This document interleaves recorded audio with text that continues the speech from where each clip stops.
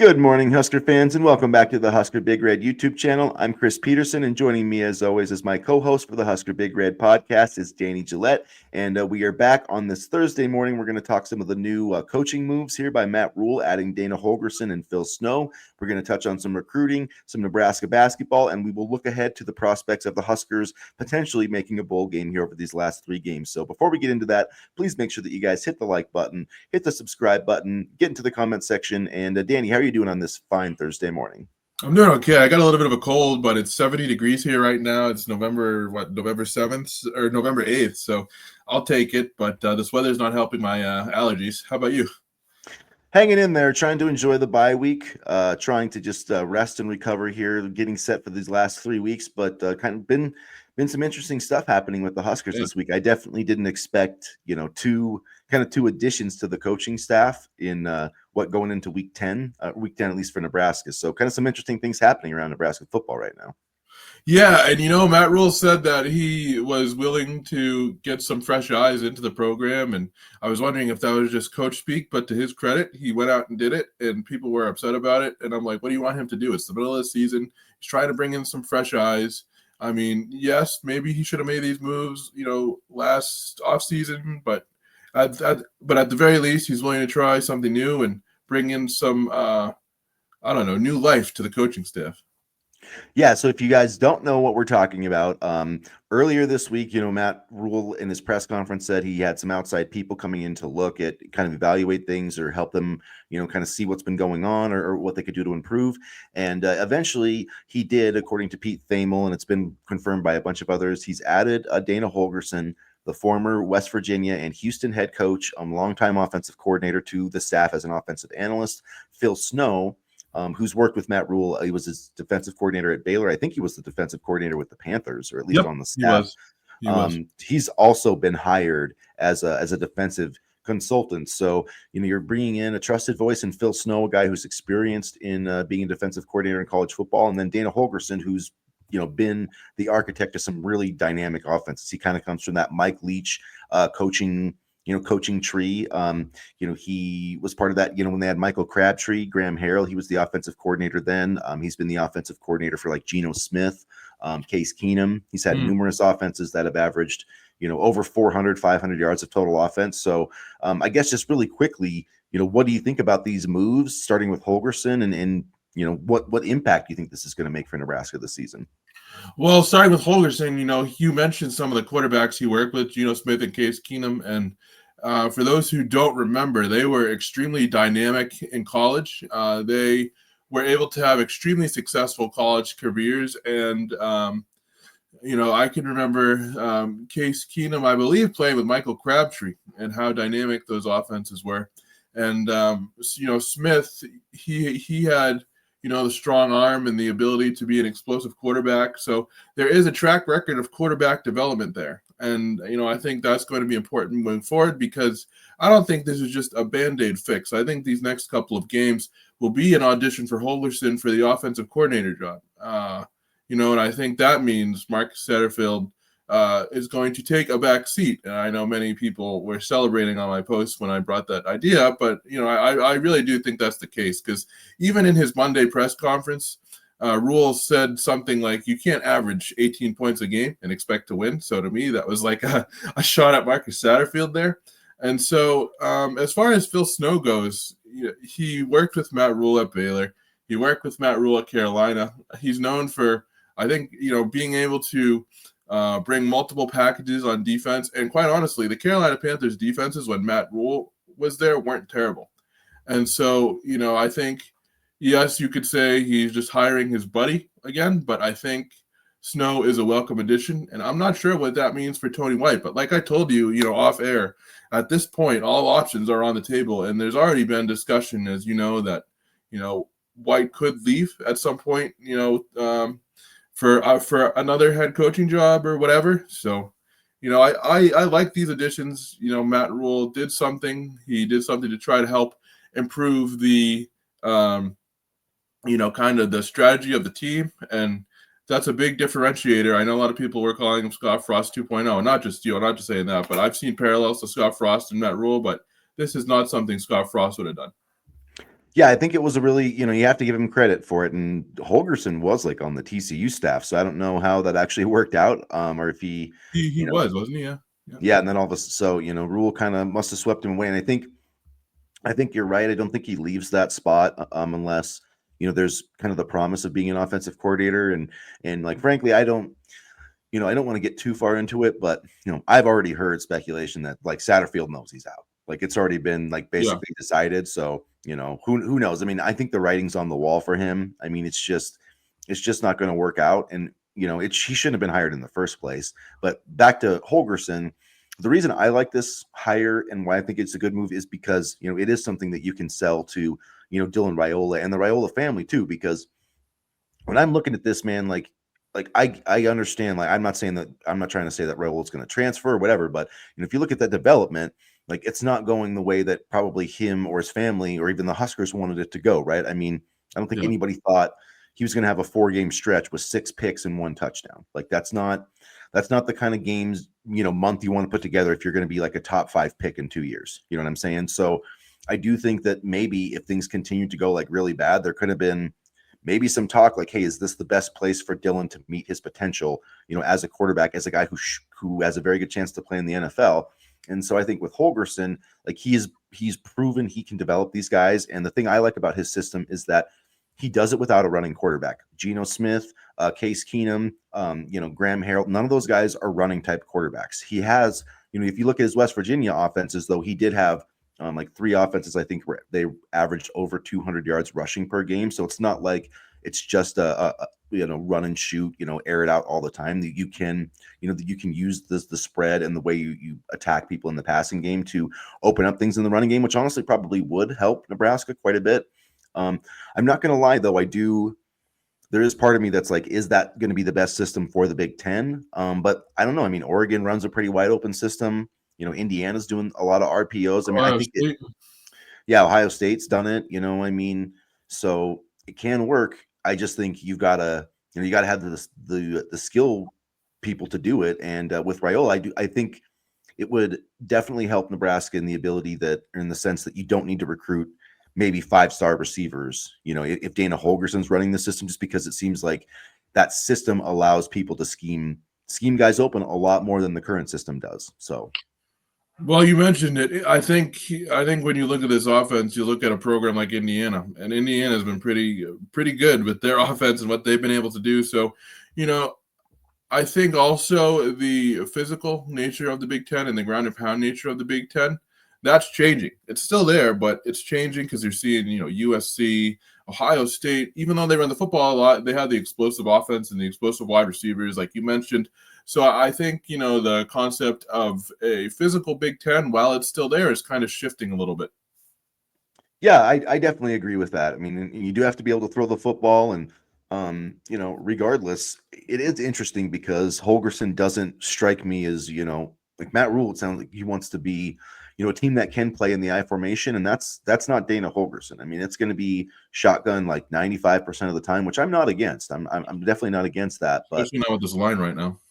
yeah, it can help your line, and if you have, if you're less talented, but you have a really good quarterback, like this is the kind of system that can work really well. So, I don't know how much of an impact he's going to make over these last 3 games because, like I obviously don't think he's going to be calling plays. Um, I don't know. I don't know if Satterfield's going to be. I mean, I'm not sure that Matt Rhule would tell us if he wasn't, but I mean, I think it's pretty easy to find out. Maybe Rhule was advising on some of the plays with his play sheet. I'm not sure.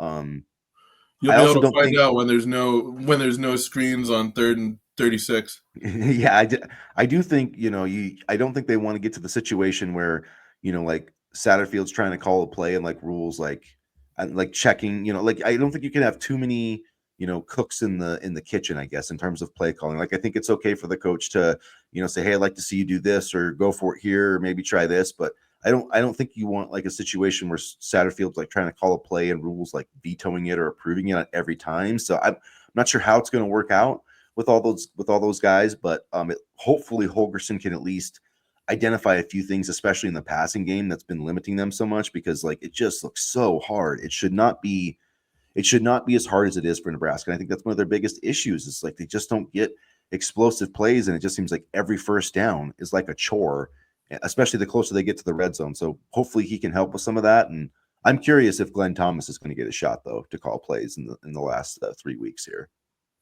I'm wondering, and like you said, I'm wondering how this dynamic is going to affect Marcus Satterfield, and I'm wondering what his role is going to be, if any, over the next couple of games of the season here. But I think when you mentioned lack of explosive plays, it starts at the wide receiver position, but it also works its way down to the running backs, and this whole entire offense needs to kind of reset. And I'm wondering if Holgorsen will be able to help over these last couple of weeks just to put stuff in place in order to get the offense going. And even like with the defense, I mean, I know that now, like, if you look at the national numbers, the season numbers, they look pretty good, but this team's averaging they're allowing 25 points a game in Big Ten play. Like, that's not great. And I think they've only held, I want to say, 2 teams under 20. I think Purdue and Rutgers. I mean, I could be wrong on that, but Northern Iowa. I mean, I'm talking about Big Ten teams, though. Oh, sorry. Sorry. Yeah. So, I mean, 6 Big Ten games, they've held 2 teams under 20. And the Rutgers game we almost lost. Like, there's a very real chance we could have lost that game. Yeah. So, I mean, they've had some good moments, but it seems like whenever they play like a quote unquote like good quarterback or a decent quarterback, they just get shredded still. Or a running quarterback.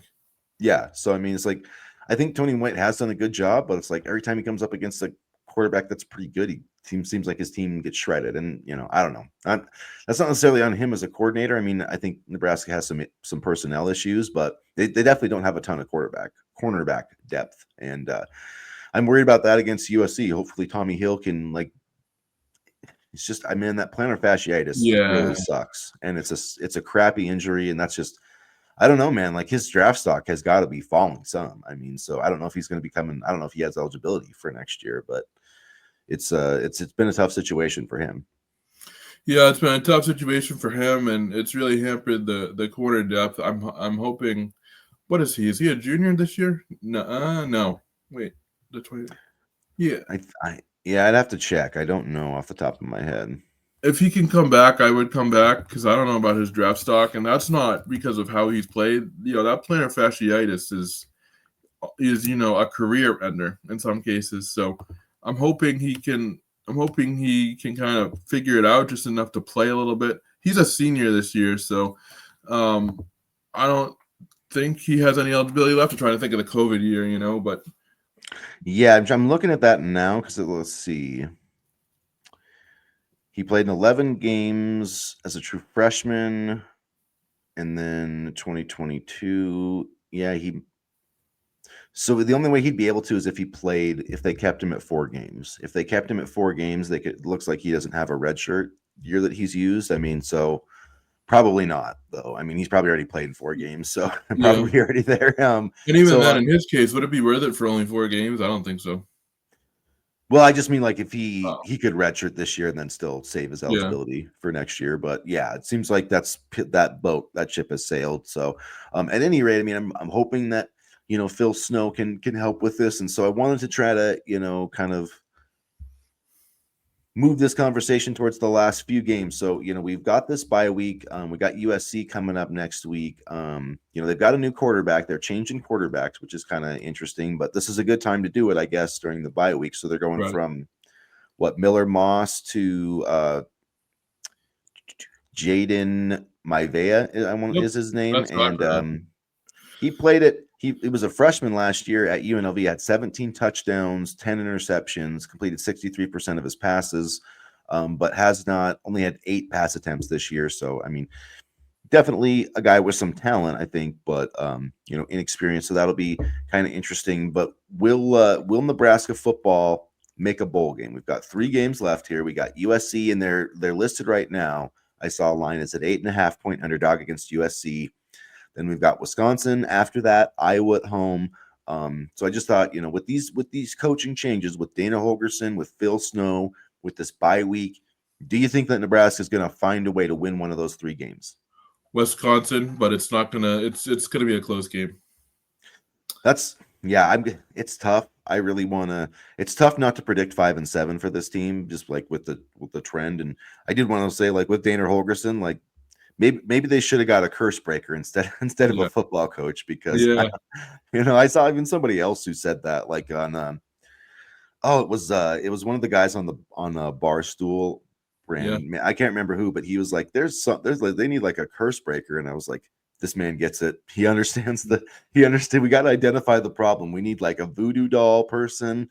We need like some gypsy types. We need, the exorcist guy. Like, I just say bring them all. Bring every sort of, religious witchcrafty type person that you can find. Like, just bring them all. Just like, let's have the whole all hands on deck approach. That's what I'm saying. But I don't If know. they finish 5-7, given how Matt Rhule is so quick to change coaches or try to change the staff a bit this week, I do feel a little bit more optimistic heading into the offseason than I did a week ago, because I think right now, you can't really make too many huge changes, that would result in a massive overhaul. He did what he could this week, but these moves showed me that he's not afraid to make changes.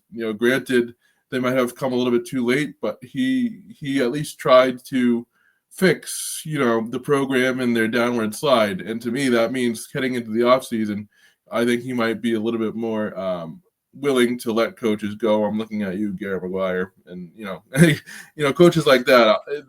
This has showed me that he's willing to make staff changes, and he's swallowing his pride a little bit, especially if he's willing to bring in outside eyes to evaluate the program. Yeah, I mean, it's he definitely looked like a humbled man during his press conference, and it wasn't great when they asked him about, what are the issues with the offense, and he kind of just shrugged his shoulders and said that's a great question. I mean, hopefully Dana Holgerson can help him figure it out, but I'm gonna say, yeah, I do think He that knows the issues of Nebraska. the offense. He just knows that if he said anything, the press would immediately run with it, and then the noise would, because the noise is getting into the program, whether we want to believe it or not. And as a coach, I understood that answer. He doesn't want to make any statements that will put more pressure on his team. So I think he definitely knows. He definitely knows. He just doesn't want to say it to the media. And given the nature of the Nebraska journalists, I don't blame him. And the fan base. Let's be real here too. The fan base would have eaten anything up that he would have said. So, And yeah, the pressure is definitely cranking up. So I'm hopeful. I still have hope they can win that Wisconsin game, but I'm not hopeful about USC. I mean, I feel like they can. It's just USC's like, I feel like they have better athletes on the perimeter, and I don't know. yeah. We'll see. It's not. I feel like 8.5 is a bit high though, but whatever. I don't even care at this point. Just go win a game, man. Just win Yeah. one more game. So, Yeah. at any rate, let's switch to recruiting here, and then we'll talk a little bit of hoop, a little bouncy ball. So last weekend we were really confident that Chase Lofton was going to flip to Nebraska. Now I'm not so confident coming out of this weekend. I mean, he said positive things. There's been a ton of expert projections, but now he's visiting Texas A&M in Missouri, which doesn't really surprise me. I always thought he might visit some other schools, but it seems like that it's interesting that those visits happened after his visit to Nebraska. It's not like he, scheduled 3 visits, and like that would have made me feel different about it. So I don't know, how do you feeling about Chase Lofton? Are you worried? Do you think that there's less of a chance he's going to flip now? Well, I feel like he was kind of indecisive back in June, honestly, when we thought he was going to commit, and then he ended up committing to Florida State. So I think he's still trying to figure out his recruitment. I still feel good about Nebraska landing him, but I'm not surprised at all by these visits, because it's very clear that his recruitment is a little bit all over the place. Texas A&M definitely worries me because he really has said lots of good things about Klein, the offensive coordinator who coached his brother at Kansas State. So, like, you have that connection, and I don't know, man. Maybe you watched the Nebraska offense last Saturday and was like, I don't know if I want to play here. I'm sure. I don't Yeah. think recruits, I don't think recruits take it as a one game thing like that. But I don't know. Maybe it's just the whole vibe, and he can feel where the vibe is at. Maybe he just doesn't. Like, after choosing Florida State and having that thing fall apart, maybe he's looking at Yeah. Texas A&M or Missouri like they're both ranked. They feel like they're trending in the right direction. There But definitely even they've doesn't. fallen apart to some degree, to be fair. I mean, Well, Missouri. that's true. I mean, Yeah. Missouri has, Missouri, Yeah. yeah, for sure. So I don't know. We'll see how that plays out. I mean, Nebraska's beaten SEC teams before, and they've lost to them before too. So I don't know how much NAL is factoring into it or whatever, but definitely a little less confident. Like, if I had a crystal ball, which I don't, but I definitely would be a little less confident in it. However, I do think that my confidence is rising with Dawson Merritt. Now, he's nothing's really changed. He was at, I think, Alabama last weekend, or Alabama maybe visited him. But Chad Simmons of On3 said that Nebraska's still making a push, and he actually said that to watch out for a Dawson Merritt visit in the future, which I'm assuming would happen for that Wisconsin game. And I think if that happens, I think he's going to flip. So yeah, I feel a lot more confident in Dawson Merritt than I do Chase Lofton. And I mean, just to put things in perspective, we landed our starting quarterback 3 days before early signing day. So, I mean, things can happen right down to the wire. But I'd be more confident in Dawson Merritt because it was a close battle back in June between Nebraska and Alabama. And I feel like, there's always been kind of this pull that Nebraska has had with Merritt. So I would feel a bit more confident in Merritt right now. And I feel like, the Alabama defense obviously hasn't looked that great. And also, I feel like there's a really good chance, for Dawson to come in and play right away at Nebraska. So that would be another blue chip commitment if they were able to get it. The Cornhuskers, like Matt Rhule, and I think there was another coach that went with him, but they went down and saw Malcolm Simpson down in Texas. Teams have been sniffing around him. They saw Cade Petrizak. They also saw Jackson Cantwell. So they're at least, making the rounds in the recruiting part of it. And I think they're, in a good position with all those guys. They're still in the top two with Michael Terry. That was kind of said again, but it's like they've said that 50 million times. So I don't think Michael Terry's leaving Texas. I'm sure it'd be great if Nebraska could get him, but I just don't sense there's a lot of momentum. It just feels like they're trying to throw out Nebraska as, the like hyping up the decision type of thing. No, because we've been talking about Michael Terry since the summer, and it seems like Nebraska's always been in his top two, since June. So either it's a really not fast recruitment, or really slow, or he's planning to not leave the state. And I think, like you said, it might be the latter at this point. Yeah, and it's like he's going to decide soon, but I'd be really surprised if that was Nebraska. But there's been talk of other guys, but like Cortez Mills, his name has lingered out there quite a bit. Bryson Hayes had a projection to flip to Kansas, but hasn't flipped. So I don't know if those things are connected. So some kind of interesting things happening. And remember, signing day now is like December 3rd or 4th. So we're not waiting till, the mid part of December. It's like 3 weeks. It's like 3 weeks away. So, in terms of like Dawson Merritt and these guys, like it's crunch time now. So, and not that you have to sign on early signing day, but most everybody does. So. No, I mean, clearly, recruiting is taking a wild turn, and you have to wonder if the addition of Dana Holgorsen will make things a little bit more attractive to recruits. But we'll see. We'll see. I totally forgot about the early signing day push date. So I do think it was smart though by Rhule to add Holgorsen, because if you do want to hire an offensive coordinator, I mean, this way you don't have to waste a bunch of time, and you can like get him in there by the time the transfer portal opens. And like I said, then you don't have to do this kind of dalliance with Dylan Raiola. You're like, hey, we got this guy. He's produced a bunch of NFL quarterbacks, yada, yada. So I don't know. I feel like that was a smart move by Matt Rhule, but yeah, we'll see how it works out. But I feel like Holgorsen is going to be our next offensive coordinator. Yeah, because there was talk in January that he wanted to come here, but he wanted the offensive coordinator job.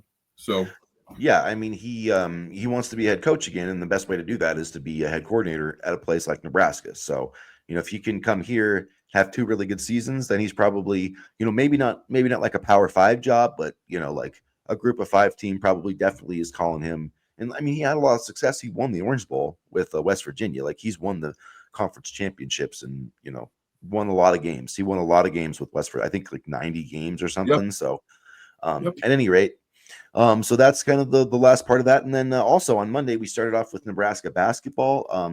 The Huskers got a 20-point victory over Texas Rio Grande Valley, who also, I think they lost to Creighton by 12 points on. Yeah, they're not bad.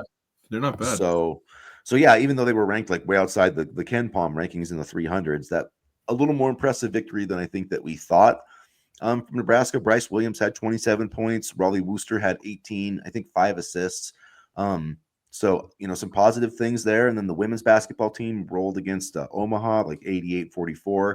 Britt Prince, of course, made her debut, 10 points, 5 assists, like 4-6 shooting. Nothing like super crazy, but man, she's just such a smooth creator. And there's a lot of a lot of talent on this Nebraska women's team. Alexis Markowski, Natalie Potts. I love Logan Nisley. I think she's going to do really well. Allison Widener's coming back from an injury. So there's a reason they're ranked in the top 25. And, with Britt Prince, man, if she can, just be what they think she's going to be, then this team could be really dangerous.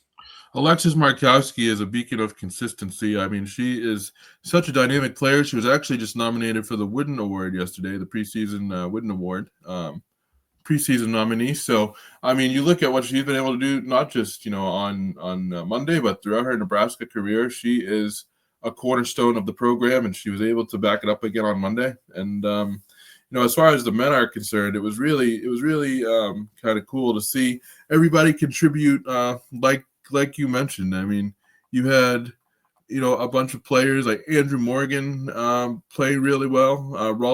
Raleigh Wooster, I thought he was going to be more like a pass first type of guard, but he was able to score. And, that's definitely a positive sign in terms of depth. And you had Berkeboya Katensel, I believe is how you pronounce his name. Even he chipped in. So the early returns on some of these guys have been great. And for both programs, they have a ton of depth, and they have solid coaches, I believe, both solid coaches in place. So it's going to be fun to see how these teams grow. And, I think, the women looked really, really good on Monday. So I could definitely see them making a deep run. And when you can get solid production from, a player like Britt Prince, who's so young and early into her career, that just sets the building blocks moving forward. And with Markowski too, to follow up on that, she actually set the school record for women's basketball for double doubles on Monday with 41. She had 14 points, 11 rebounds in like 20 minutes. She made 7 of 8 shots. So she definitely, she's a workhorse. She's a workhorse, in-state kid too. So she's going to be really exciting to watch. And Britt Prince too, also an in-state kid, which is it makes it even more fun to cheer for them. But yeah, looking at the men's team, I thought it was interesting that they went with Berkey, Buika, Tunsil, but I really like that line. I mean, man, that's a long freaking lineup. You got Braxton May, Berkey, Juwan Gary at the 3, Bryce Williams. I did like, though, I have to say, I do like the lineup, and I think we should see it more, especially like in Big Ten play against some of those teams that use like more athletic 4 guys. But I like having Wooster, Connor Esigian, Gary, Bryce Williams, and then because I think Gary can play the 4 in the Big Ten. Like, I mean, I'm fine with Berkey playing that spot too because he's super athletic, but that just gives you so much shooting. I mean, then and Gary's a really good rebounder. May can give you the rim protection that you need, and because the Connor Esigian really came on, and they might not have won that game without him coming on and hitting 3 3-pointers in the second half. 13 points, 2 assists. Gavin Griffiths had a few points. It was good to see Andrew Morgan kind of step in and score some points. So I feel good about where they're at. Just checking in the schedule. They have a game tomorrow against Bethune-Cookman, which I can't watch again. I'm not going to go into that, but well. Yeah, the Big Ten Plus. I thought about it, but I'll just listen to my boy Kent Pavlika, and then I have to say about Esigian. I was really impressed with his performance on Monday because you remember the game in January when he was playing with Wisconsin where he shot the lights out against us, and there was talk about his downward production after what was a stellar freshman season the year before, and I was kind of wondering how he would fit into this offense. Just how the team would use him, and he played great. And he did exactly what I thought he was brought here to do and what he was going to do. If he plays like that, that's massive. Yeah, because Nebraska, I mean, they lost a lot of 3-point shooting. I think I calculated that it was all the players who transferred and graduated, like 222 3-pointers that they lost from last season, and they added like 88 from the portal. But like Esigian is an interesting guy because his freshman year with Wisconsin, he made he made 69 threes. Last year he made 20. So I mean, if he is playing a starter minutes, and is making like 50 threes, then I think you have a really, then him and Gavin Griffiths, essentially the way I look at it, because Tominaga and CJ Wilcher hit about, I think, 126 threes. So, I mean, that's a pretty big number. Like, it's going to be hard for those guys to get there. But I think Esigian and Gavin Griffiths can make like 40 combined between the two of them. I mean, 100. I think Esigian can hit about 60.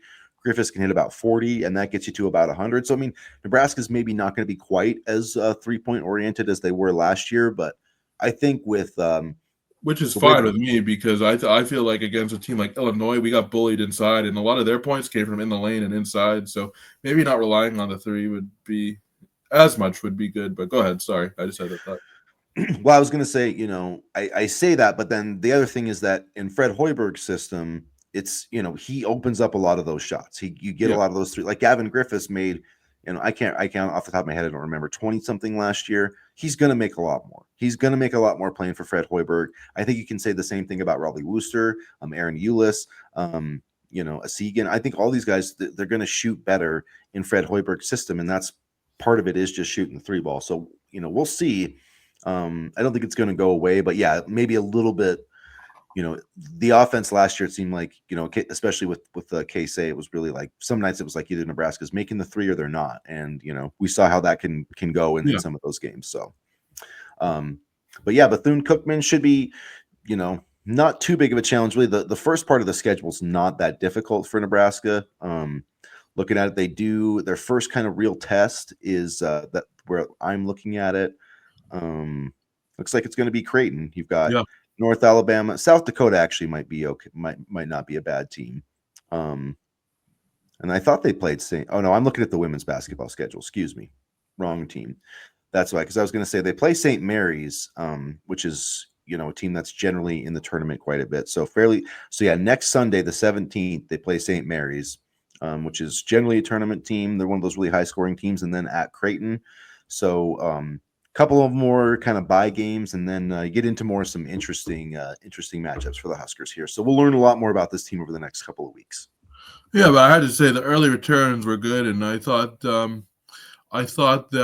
it was really good to see Nebraska kind of hold their lead and continue to put the pedal to the metal. They led the game for 33 minutes and 20 seconds. So I understand they didn't face the toughest competition, but the fact that they were able to hold the lead for that long and win the games, that definitely sets good precedence for the rest of the season. And then we'll start to wrap it up here, guys. The Nebraska volleyball team with another sweep, another win over Oregon last night. So I believe they're now 13-0 in the Big Ten, just sweeping everybody. Still ranked number 2. I do think they should be number 1, but whatever. Doesn't really matter. At the end of the day, they're going to have to, beat Pittsburgh or SMU or whoever's going to be in their way. But right now, you can't look at me with a straight face and tell me there's a better volleyball team than the Cornhuskers right now. So hopefully they can keep it rolling. People were freaking out at the beginning of the year as John Cook lost it. He shouldn't have got that big contract, yada, yada, yada. Well, they're rolling now. So I think the answer is no to has he lost it, and yes, he should have gotten that big deal. I love John Cook. The new, the TikToking John Cook. Like, I think that's just, I don't know. I think he's found a new way to relate to his players, and it seems like it's helping, man. Whatever, and whatever he's done with, with Harper Murray, like, give him a ton of credit, because that situation could have went completely the wrong way. He handled it perfectly. He was like, no, we're going to support her. She's not going anywhere. And I just feel like that he has done a wonderful job. And I know Nebraska has a ton of talent, but you can't tell me that this man should not be the volleyball coach of the year, at least in the Big Ten. Like, maybe the SMU guy deserves it nationally, but John Cook should be Big Ten volleyball coach of the year. And I think if he's not, it's an absolute disgrace. And you bring up a good point, like just a parallel with Matt Rhule a little bit. Talk about adapting. For Matt Rhule, it was hiring in the new coaches this week. For John Cook, it's about making TikToks. They're willing to adapt to do what they need to do in order to succeed. And as far as Cook is concerned, and this is similar to Rhule too. He's not just coaching to get his wins and get his numbers up and, win championships, although that's a big part of it. But he also sees his players as human beings, and I think that's the mark of a great coach as well. And I think Rhule does too. So, to have these two as part of the athletic department moving forward is definitely a blessing. I agree with that, and I do. I've been critical of Matt Rhule, but I've said numerous times I think he's a great leader. He's a great man. I think he's a great family man, and he's the kind of guy you want as your head coach. So I really, really want him to succeed because absolutely. He definitely is. He has his priorities in the right place. So, at any rate, we'll wrap it up there, guys. Thanks for joining us for another episode. If you haven't already, hit the like button, hit the subscribe button, get into the comment section. Enjoy the week off. Enjoy relaxing this weekend, and as always, go Big Red. Go Big Red.